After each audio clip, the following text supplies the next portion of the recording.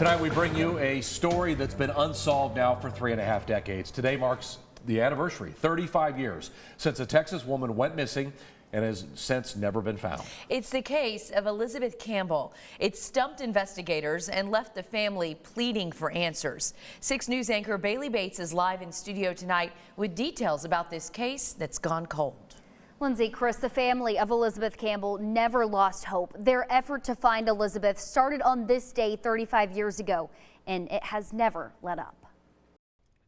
Inside a home, it's not unusual to find photos of core memories and those close to you. I wanted to remember her, what it looked like.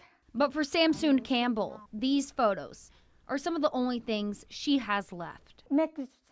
She's holding on to the memory of her daughter, Elizabeth, a 20-year-old Central Texas college student who had big dreams and was dedicated to family. Oh, she is the sweetest. It was 35 years ago. This mother was robbed of new memories with her youngest daughter.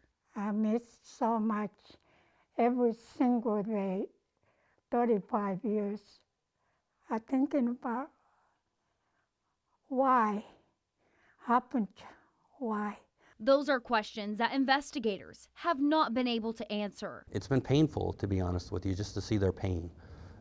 It's hard, and every time you spend time with them, you just want to make that pain go away. Lieutenant Kevin Miller and Lieutenant Rick Counter with the Coppers Cove Police Department are assigned to Campbell's missing persons case that dates back to the night of April 25th, 1988. Elizabeth was said to be at her boyfriend's house studying when the pair got in an argument. Elizabeth made the decision that she was going to try to walk home following that argument. She never made it back home, and that walk turned into hitching a ride with a classmate to this building, which used to be a 7-Eleven. There were a couple of store clerks that confirmed that she was inside the store and that she did use the store phone. Then the investigation gets blurry. Police say she might have gotten into an unknown vehicle, and no one has heard from her since. But her disappearance wasn't without a trace. Possible sightings in Waco and Garland, Texas, and then several years later her purse was found in Ozona. Found more than 200 miles away, the purse had Elizabeth's ID in it. Police checked for fingerprints, but a lab would not test for DNA. Without knowing the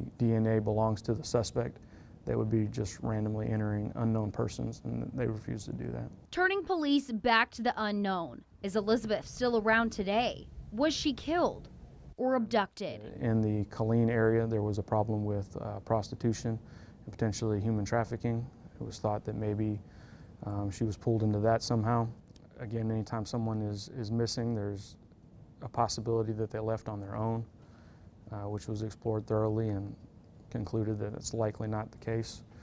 There were several serial killers operating in the United States during that time. The search has never ended, bringing police to the internet and even recently to an undisclosed area. We're just looking for any kind of remains. It was a tip leading to another dead end, but not a waste. We really try to follow up on all tips that we get, and we feel like we owe that to the family. I don't care if you have guilt that you've held this information.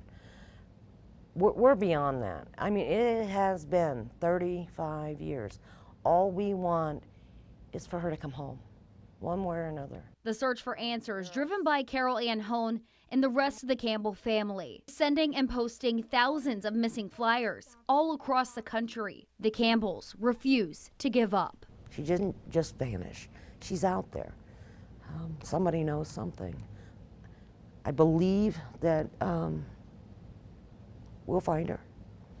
I hope it's soon, and I hope it's in my lifetime.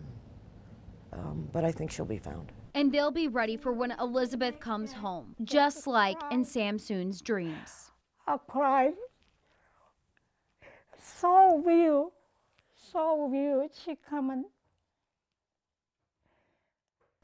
Mom's is really emotional there. Recently, Crime Stoppers has increased the reward to $10,000 for any tips that help in Elizabeth's case. 6 News Digital Director Melissa Guz has lots of more information about this complex case on our website, including a maroon vinyl top vehicle Elizabeth was said to get into after her call at the 7-Eleven. Police believe that that vehicle could give them a new lead in this case that's gone cold, guys. Yeah, so many questions, 3.5 decades, and again, possibility of DNA testing, maybe something's out there. Yeah, Right. police said they might try a private lab to go to that DNA test, so we're going to have to see what comes out of that. But It that does could be feel our like answer. they just need a break. They're like one break away, and then maybe they'll get some information. But yeah. clearly the pain is still fresh Yeah. for her Absolutely. family. Bailey, thank you.